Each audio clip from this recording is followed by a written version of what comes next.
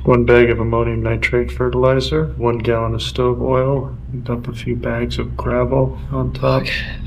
It's a bomb. Okay, we gotta call the army and see if this science experiment could actually work. Another cipher. When did these arrive? They arrived this morning. Are you planning to publish? I don't think we ever realistically entertained the prospect that, we were going to solve the Zodiac investigation. And I mean, the story itself in a lot of ways is about, what's involved when you're a human being and you're just yearning for closure and you can't have it.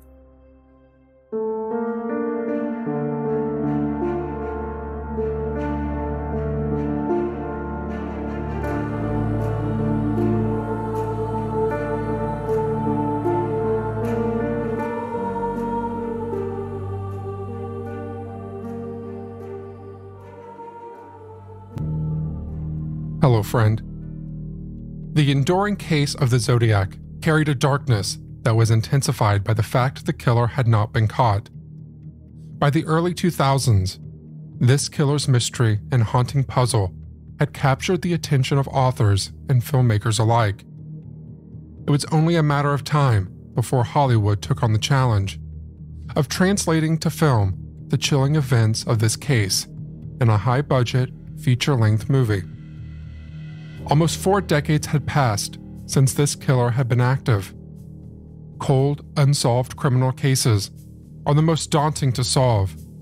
When a case centers on a single individual, a human being like you and I, who inflicts irreversible harm on another and escapes justice, it triggers a powerful emotional response.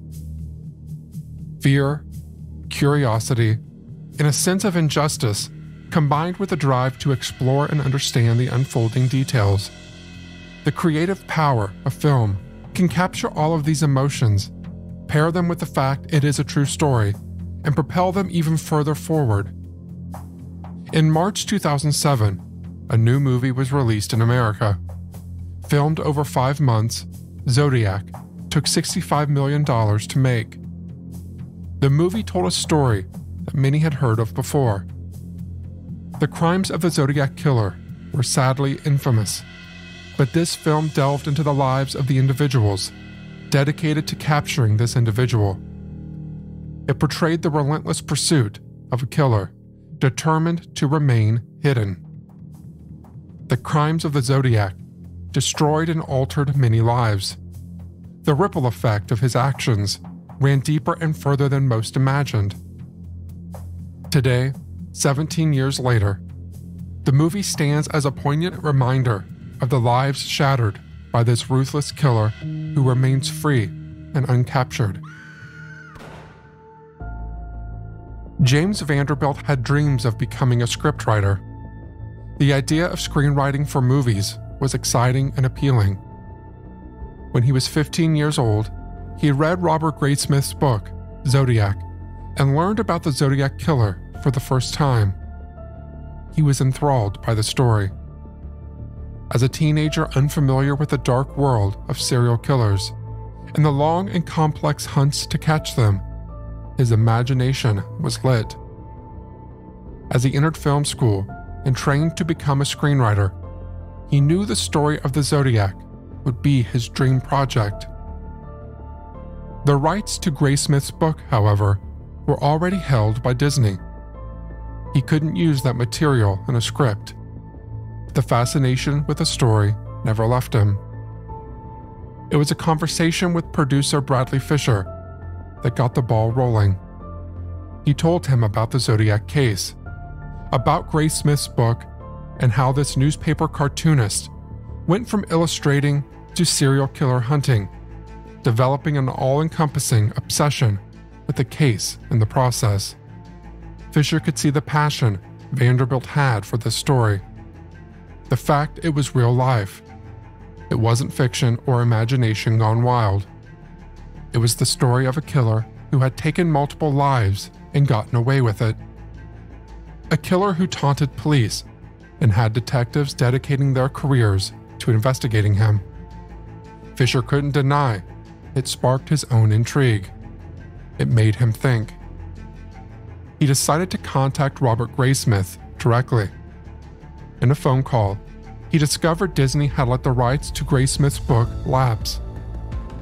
The rights to this material, both the 1986 book called Zodiac and his updated edition published in 2002 called Zodiac Unmasked, and the decades of research behind them were now available. Graysmith was keen for the books to be taken forward into film and was accepting bids from interested parties. He told Fisher to make a pitch. Vanderbilt and Fisher put together their proposal. They wanted to write and produce a movie based on Graysmith's books.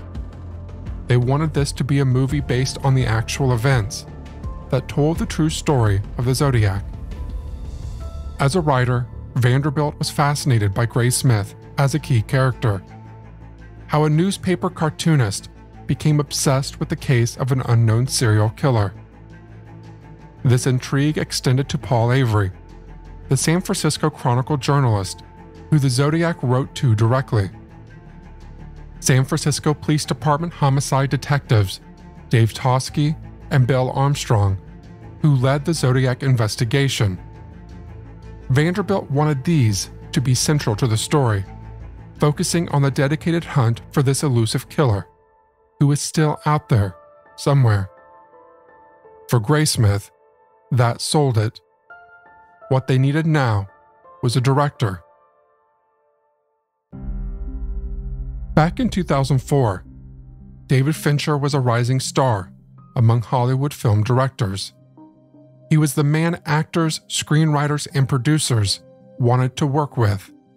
He was known for his attention to detail and due diligence.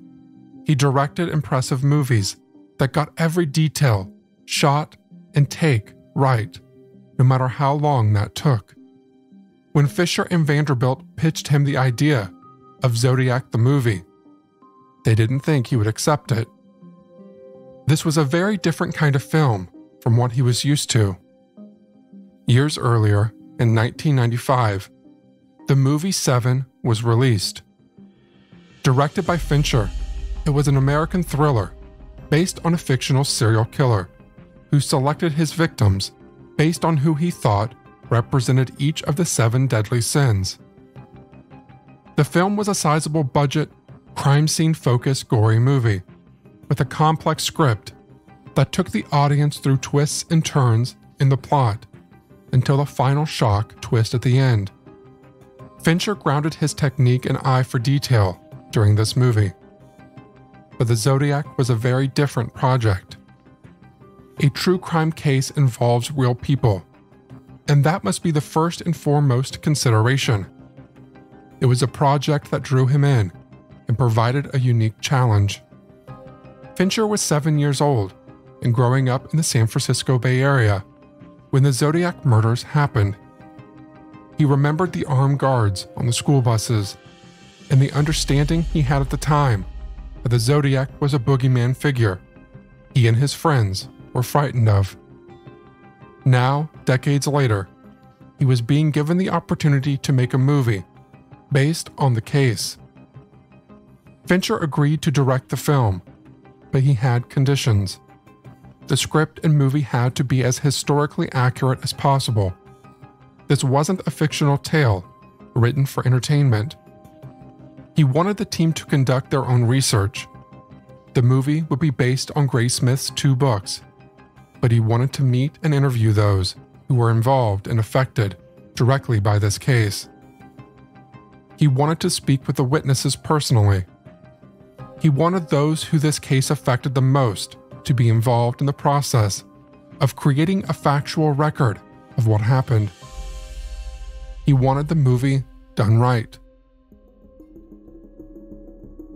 18 months of intense research and countless interviews shaped the heart of this project.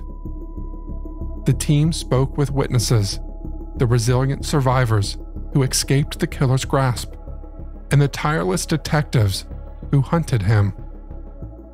The script was rewritten, defined, and edited repeatedly until the details were in line with everything they learned. It was a long process that took place before any camera was turned on. Ken Narlow from the Napa County Sheriff's Office, who responded to the Lake Berryessa crime scene, was a consultant on the film. He helped to ensure that every detail was as close to the reality as it could be. The two surviving victims of the Zodiac Killer, Brian Hartnell and Michael Maggio, initially did not want this movie to be made. They didn't want to relive these events through their recreation. They worried that this film might sensationalize the case instead of portraying the true story. It did not need effects, distortion, or exaggeration. The facts and the events as they happened provided more than enough horror. After meeting with Fincher and discussing his approach to the movie, Brian Hartnell came on board as an advisor. He wanted to help the reenactment of what happened at Lake Berryessa to reflect the true sequence and details of that summer day in September 1969. The work that went into the Lake Berryessa preparation and filming was painstaking.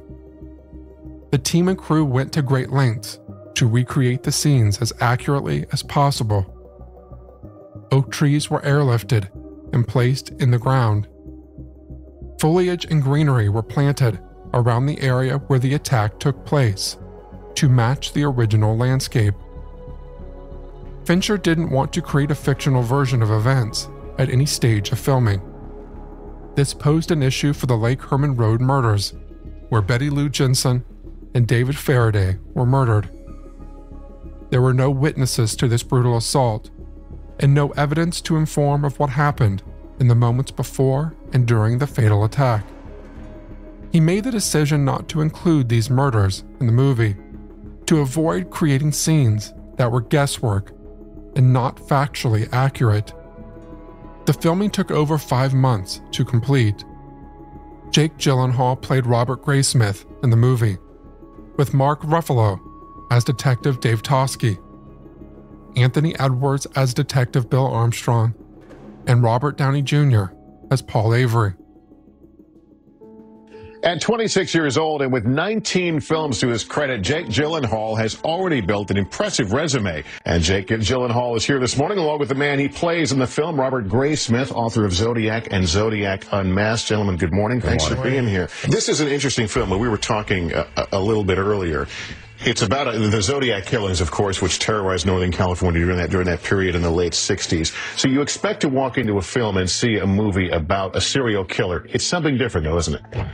Well, I think it is a movie about a serial killer, but I think more than anything, it's a movie about how, three people's lives get caught up in it, more so than just watching the murders themselves, which I think you do get to see in the movie, but are not the primary focus. Officially, it remains unsolved. Yes. Are people going to be dissatisfied with, I don't want to give them the full ending of the movie away, but dissatisfied with the ending?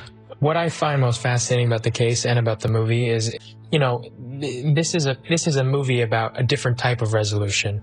It's not what you would normally expect. I think it's almost like, an unresolved cadence, but that is the end of a lot of music, and it leaves you with the sense that there is more to come. And I think that's a terrifying thing. And for some people, and after they finish the movie, to know that person is still out there is fascinating story to watch, and as a story and a fascinating movie to watch. And it does, again, beg all these questions. Gentlemen, thanks so much for being here. Congratulations. While David Fincher was committed to maintaining historical accuracy, this meant some significant obstacles regarding how to approach the suspects involved.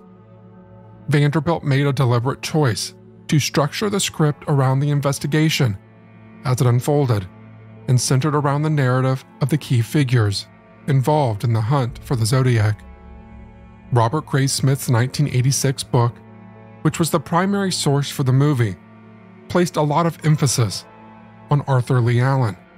He was the only man ever named as a suspect in the Zodiac investigation and was considered a suspect for many years.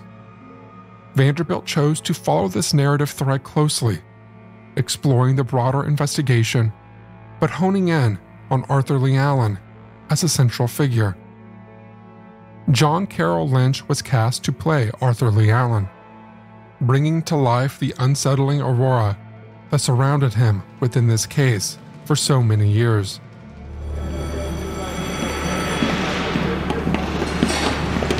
Mr. Allen, I'm Inspector Bill Armstrong, this is Inspector Dave Tosky, and Sergeant Jack Mullinites. We're investigating the Zodiac murders in San Francisco and Vallejo. Lee. What? Lee. Nobody calls me Arthur. The knives I had in my car with the blood on them, that blood came from a chicken that I killed for dinner. What? I had knives in my car that weekend. Maybe Bill saw them and called the other officer on me. Well, we'll be checking in on that. But let me ask you something else. Were you ever in Southern California at any time in 1966? Is this about the Riverside killing? Yes. Well, I guess I was there around that time. I used to go down there a lot. I like the auto races. Foreman says that you're ambidextrous. No, that's untrue. You can't write with both hands. My teachers tried to make me when I was a kid, but I couldn't. I'm left-handed. He also said that you made statements about killing school children. That is horrible. That's a horrible thing to say. So you aren't angry about being fired from Valley Springs for touching your students? I'm not the Zodiac. And if I was, I certainly wouldn't tell you. The decision to have the movie so focused on Allen as the prime suspect was a controversial one. Arthur Lee Allen was never charged with any crime related to the Zodiac case. The evidence against him remained circumstantial, and he could not be linked to the Zodiac murders through fingerprints or handwriting analysis. Allen died of a heart attack in 1992. The movie was written and filmed more than a decade later. He was not able to defend himself or have his voice heard during the process of filming or after the release of the movie. While there was no direct evidence linking Allen to the murders of the Zodiac, the film's portrayal of him as the prime suspect left most audiences under the impression Arthur Lee Allen was the Zodiac Killer. Movies like Fincher's Zodiac do serve a crucial purpose. They offer recreation of historical events, no matter how unpleasant or tragic they may be. These events happened, forever altering the lives of those involved.